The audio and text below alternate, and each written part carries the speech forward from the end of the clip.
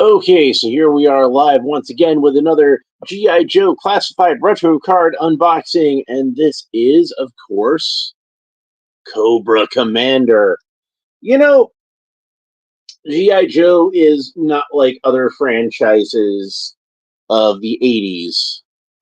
It is not like Masters of the Universe, or Transformers, or Thundercats, or Mask, or Rambo, or whichever one you can think of, because most of those have a main character. I mean, if you went out onto the playgrounds in the 1980s and you asked any boy, who's your favorite Autobot, they're going to say Optimus Prime, usually. You might get a smattering of Bumblebees or a few Ironhides or maybe a Jazz or a Prowler here and there. But, it's a Prowl, not Prowler. Saying, but uh, but 90% of those kids are going to say Optimus Prime. Likewise, if you ask your kids, Masters of the Universe, who's your favorite of the heroic warriors, most of them probably going to say He-Man. You might get the occasional Man at Arms or Sorceress or whatever, but they're mostly going to say He-Man. Likewise, I know Panthro was my personal favorite of the Thundercats, but I think most kids probably like Lion-O best. In terms of GI Joe, though, you don't really have that. You don't really have that sort of like main character. I think that Hasbro thinks that that's Duke, but it's not really Duke. Duke was popular. There were certainly a lot of kids that would say that Duke was their favorite member of the GI Joe team. But you went out on that playground and you asked the kids, you ask a dozen different kids who's your favorite member of the GI Joe team, you're gonna get a dozen different answers. One kid might like Snake Eyes, another kid's gonna like Stalker, another kid's gonna like Flint, another kid's gonna like Gung Ho, another kid's gonna like Roadblock. You're gonna get a bunch of different answers. So I don't think that there is a main character of GI Joe. I think GI Joe is more of an ensemble.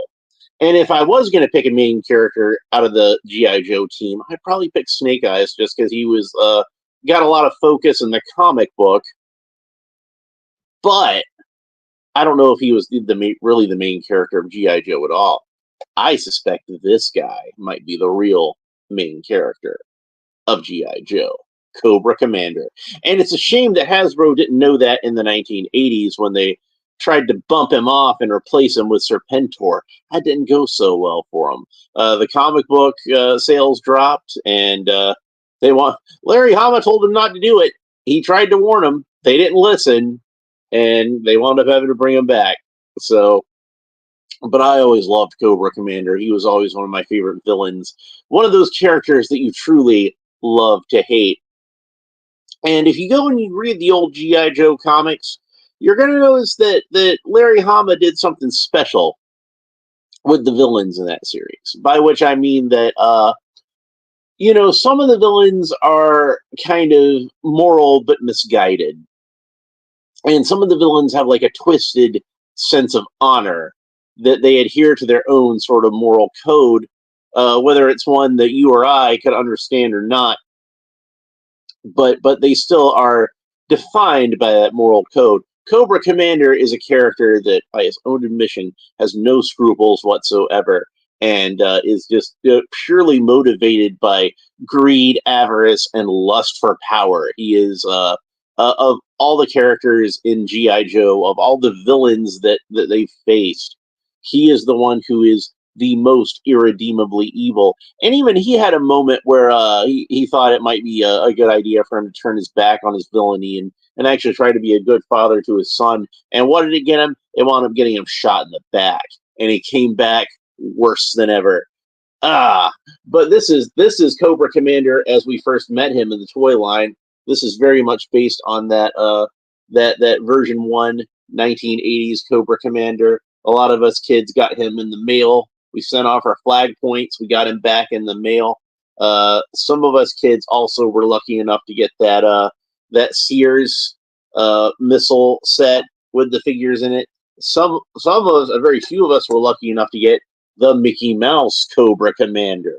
And if you don't know what I'm talking about, for some reason, and I'm not sure why this is, because there's no Cobra soldiers or Cobra officers that have this going on. He had a very simplified Cobra emblem on his chest, much more simplified of a stencil than the other ones had, and the eyes on the Cobra symbol. You saw there's those eyes at the top of his head were kind of like much larger and solid dots, and it looked like he had Mickey Mouse ears.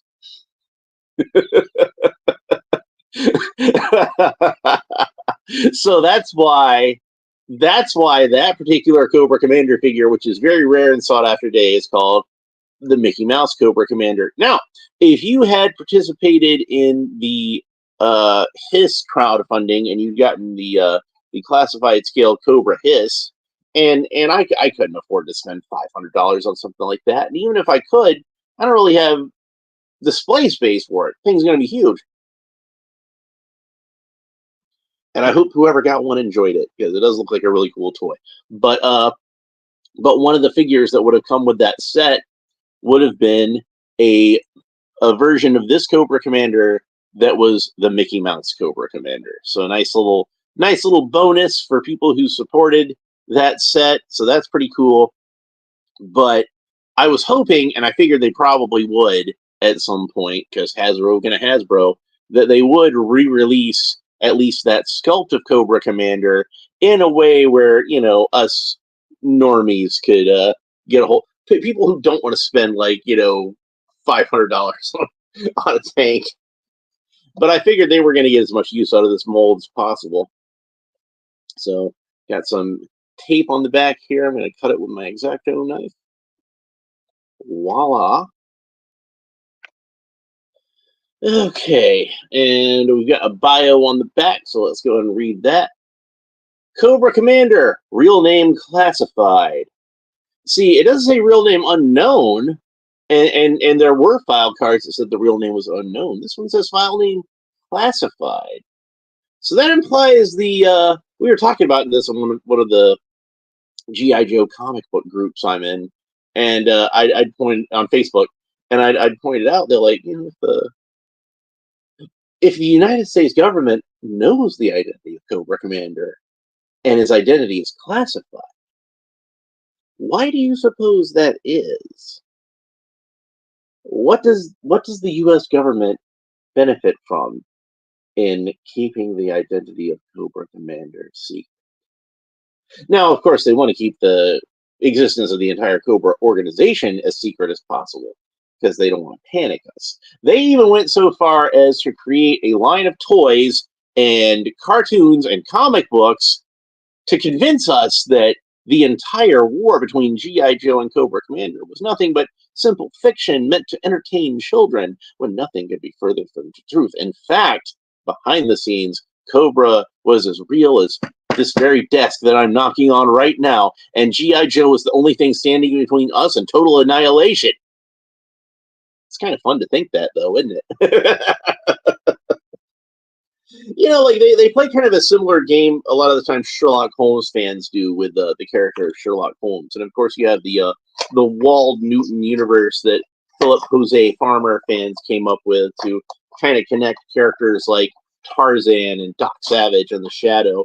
And I do a similar sort of thing with G.I. Joe. I have kind of my own ideas to, what it would be like if G.I. Joe had have actually existed, and what would be the history of the franchise and all that kind of stuff in a world where they actually were real.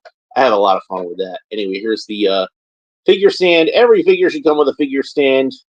And for some reason, G.I. Joe Classified usually do not, but the retro carded ones do. And I'm like, you guys already got these stands. Just toss one into the classified packaging. You already are raising the price of them on us. You might as well, give us a little bang for $1. Now, the original Cobra Commander figure back in the 80s came with one accessory. He came with a laser pistol, and this one comes with a laser pistol also, but he comes with a few other accessories. So let's go over those accessories real quick. Hopefully I won't drop any on the floor this time, so I don't have any duplicates of any of these. All right, so we have a pointing finger hand. This would come in handy. Well, It's going to be kind of handy, but you know what I mean. This one, kind of a gesturing hand. These are all like really good hands from what I can see, or at least these two. And then we have two solid fifths. So there we go. So we can get a lot of different expressiveness out of Cobra Commander. Set those aside. So we got those four hands, and then the laser pistol. A lot of people call it a hairdryer gun. It's just got that funky grill in the front of the barrel. Not sure how that works. It does look really similar to the gun that the original Cobra Commander had, but it's a bit more, I think a bit smaller. Like they tried to make it more in proportion to the figure itself. And also one other thing I noticed about it is you see how the handle is kind of slung back diagonally there. The original one was more sort of straight up and down. But this is more naturally how you would hold a pistol. So that makes sense. That's probably also part of why people think it looks like a hairdryer. And held in by a piece of tape, we have this small dagger. And of course, anybody who had the original Cobra Commander can tell you that he had a dagger on his hip. So that will be that dagger. And last but not least, we have this backpack. Now, the original Cobra Commander did have a backpack, but it was not a separate accessory. It was one that was molded into the back of the figure, and it did have a little slot and a small peg hole that the blaster could attach into. And you can see that this backpack, it has a lot of the same circuitry and tech elements to it that backpack had, and also has an actual holster sculpted into it. So the idea was that like this was supposed to be like a portable battery pack that when he wasn't using his laser pistol, he'd leave it plugged in and to be charging up. Kind of like the portable battery pack that I carry around when I want to charge my phone at work. And last but not least, Cobra Commander himself, deeply buried in this plastic bubble.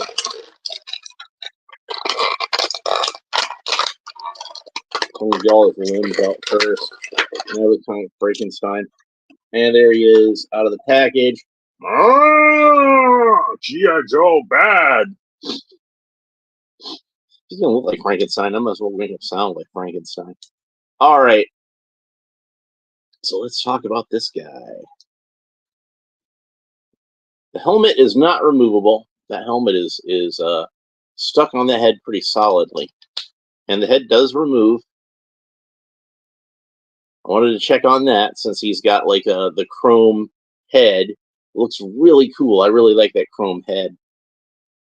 Now, ideally, this also would have come with a hooded head, but Hasbro is kind of gun shy about putting him in a hood because they think that makes him look too much like a certain organization of former Confederate officers that rode around wearing bed sheets. You know what I'm talking about. But I think that's kind of silly because those guys were clearly the bad guys, and Cobra Commander is clearly a bad guy. So make him look like a bad guy. MHD says, "Hi, Alan. How are you? Cobra Commander looks good." Yes, he does. I'm really impressed with this figure so far. I haven't really talked a whole lot about it other than to say his helmet is stuck on and his head does come off. So if you're just joining us, you haven't missed too much. I did look at the accessories a little bit, but I'm going to look at them more and again in a minute. Well, at least the weapons. I think I've looked at the hands. All I'm going to look at. But he's got extra hands. Okay, so let's have a look at his articulation. Cobra Commander can look up about that far, which is pretty good for considering he's got that helmet on. He can look down about that far, tilt his head kind of quizzically from side to side. I'm guessing one of the Dreadnoks said something stupid. He can turn his head all the way around. Rotates all the way around at the shoulders, of course. He does have the butterfly joints, so Cobra Commander's arms can move back about that far and forward about that far. He does have a bicep sole, so the bicep rotates all the way around. He does have double jointed elbows, which seem pretty stiff on mine. Hopefully I can coax it in a position. Yeah, that one's just not going to cooperate. We'll get it with a hairdryer later. It'll be fine. That one's a little better. So that's about the range of motion we get at the elbow. This is an entirely new sculpt, I think. I don't think there are any reused parts on this, at least not that I can observe. This Cobra Commander is entirely original. That is to say that from the Mickey Mouse version that I was talking about that came with this tank. But everything on here was designed to be Cobra Commander. So he does have an ab joint, the ab crunch. You can bend down about that far and bend back about that far. He does have waist articulation where the waist rotates all the way around, can move side to side somewhat, back and forth somewhat, wobble all the way around whichever way you want. Very similar to how the articulation was in a 1980s G.I. Joe, only this does not have the O-ring construction. This has a ball and socket. So Cobra Commander can kick forward about that far, so he can be part of the Ministry of Silly Walks. So that's nice. He does have a thigh cut, so the thigh does rotate all the way around. Although he does have the stripe down the side of his pants, so you're probably going to want to keep that in line as best as possible, usually when posing. And those are on both sides, but at least this side has the knife sheath, which I was hoping I could pull up, but it seems like it might be stuck. That might be as far as it wants to go. But I was kind of hoping you could use the knife sheath to kind of hide where the stripe meets. So, but it does not look like that's going to be the case. Cobra Commander does have double jointed knees. And again, this one seems to be a little on the stiff side, but there, I got it to work. So that's about the range of motion you get on the knee. Really good range of motion on the knee. And despite the fact that Cobra Commander does not have boots, he does have a boot cut. So the boot does rotate all the way around here, right above the ankle. Like the original Cobra Commander figure, he's not wearing proper boots. He's got these kind of shoes with his pants are like really tight, almost like jazzercise leggings, and kind of hook over the bottom of the feet there, like military spats. Sometimes the Joker is drawn as having pants like this, so I always kind of associated Cobra Commander with the Joker a little bit just because of that. But he's one of my favorite villains anyway, so makes sense to associate two of my favorite villains together. All in all, a pretty great figure as far as the articulation goes. Let's talk a little bit about the paint applications. Now, the original Cobra Commander, he had a bright blue suit, which was blue in the way that I think of like Superman's suit as being blue. It was like that kind of blue. The regular Cobra officer and Cobra soldier, they had a much darker blue suit, and matched up with a lot of different Cobra vehicles when they got Cobra vehicles later on. And of course, the hooded Cobra Commander, that was the second version of the character that was released, was in a much darker blue suit. But this version of Cobra Commander had a much brighter blue suit. And for whatever reason, I don't know, maybe it was going for some verisimilitude or something, Hasbro decided to make this guy a little bit of a darker shade of blue than what that original figure came with. Not quite as dark as Cobra blue, but still, a shade darker than the version 1 figure. I think it looks good, so I'm not going to complain. I'm just pointing it out. Other differences in the paint job versus the original figure is he's got the stripe down the middle of the helmet, which that did appear in some of the earliest designs for the character, but didn't quite make it onto the action figure. Since it was part of the action figure designs, it did make its way onto the animated series model sheets and certain issues of the comic book. So it is something that kids that grew up in the 80s would be very familiar with Cobra Commander as having, even though the toy didn't really have that. So I applaud the addition of this detail.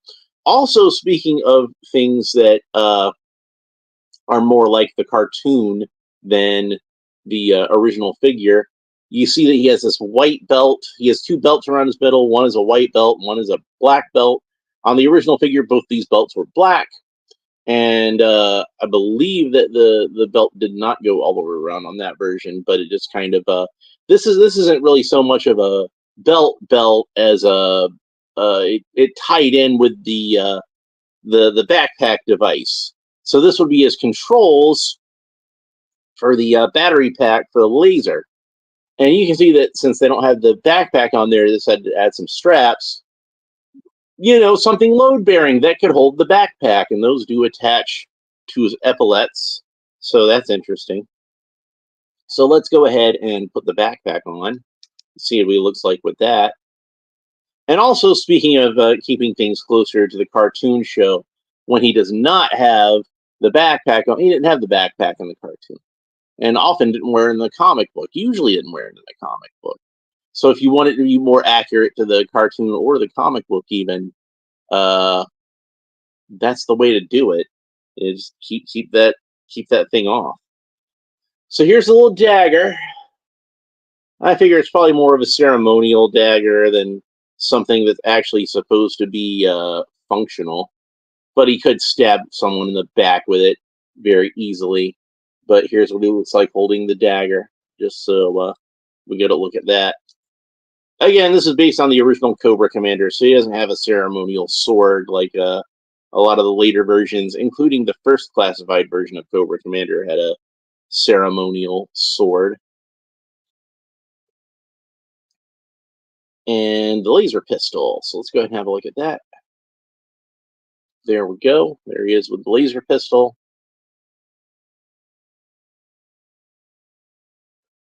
Cobra Commander was shown using a wide variety of firearms in the comic books, just whatever he needed at the time. I don't think I saw the laser pistol very often in the comic book. In the cartoon, of course, every character carried a laser gun of some kind, so it was not unusual. But Cobra Commander often was seen using laser pistols on the cartoon.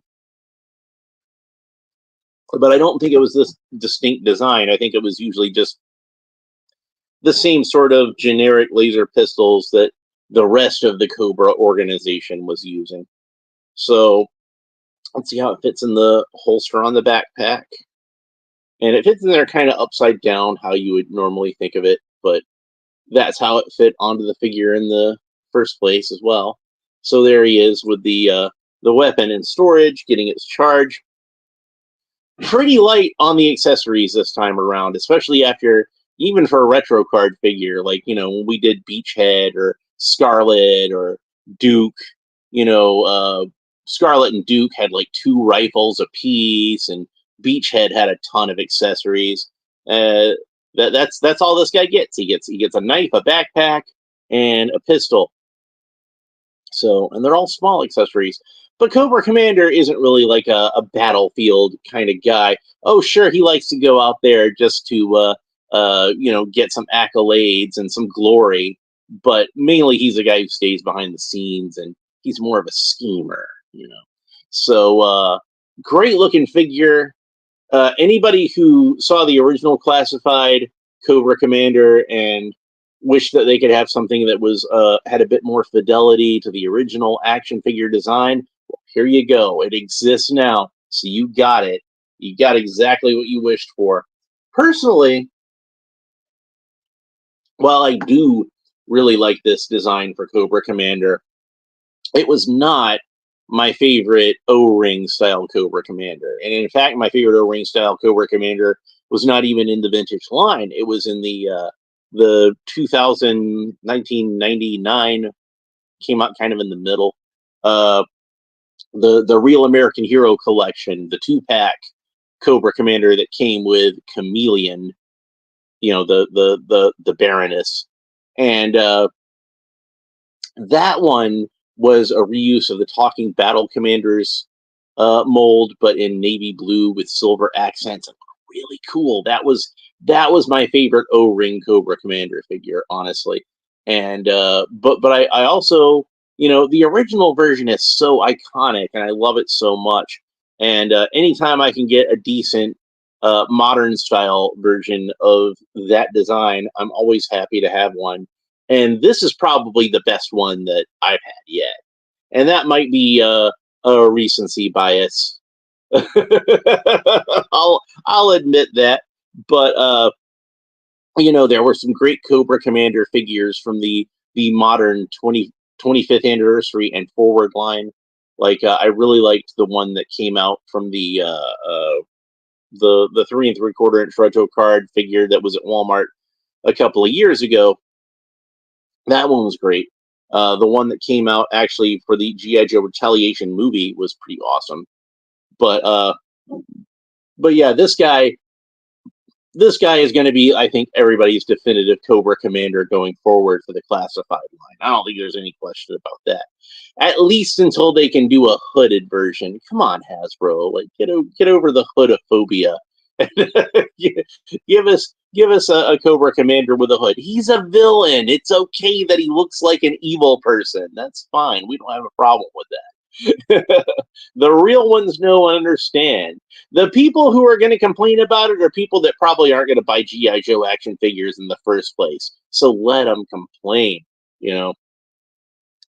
Oh, he does have another articulation I didn't notice. There actually is a cut here at the top of his glove. So the glove actually does rotate around. So that's nice. That gives you a little bit of extra posability. It'll give it a little bit of verisimilitude when you want to have his hand turned in a certain way. If you want the glove seams to all be facing in the same direction, that makes sense. Anyway, I guess that's it for Cobra Commander. I don't have much more to say about him. I want to thank everybody who stopped by and watched. I will be back hopefully tomorrow with some more G.I. Joe to open, and I've got these two, the last two of the 60th anniversary figures.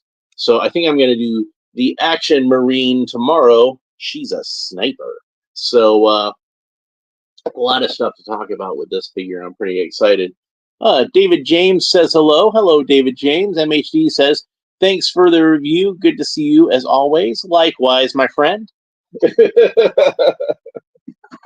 So, but that's it for this episode. Thanks for watching. If you enjoyed it, make sure you like and subscribe. All the YouTube stuff down below. Leave a comment. Let me know what you think about Cobra Commander, both the figure and the character in general. Like I said, to me, he's like one of the best villains of the 80s, the classic 80s toy lines. To me, the only one that rivals him is Skeletor. Those are like the two best. So, we got Skeletor right here, so we can see what these guys look like together. Anyway, that's it for this episode. Thanks for watching. We will talk to you next time. Bye.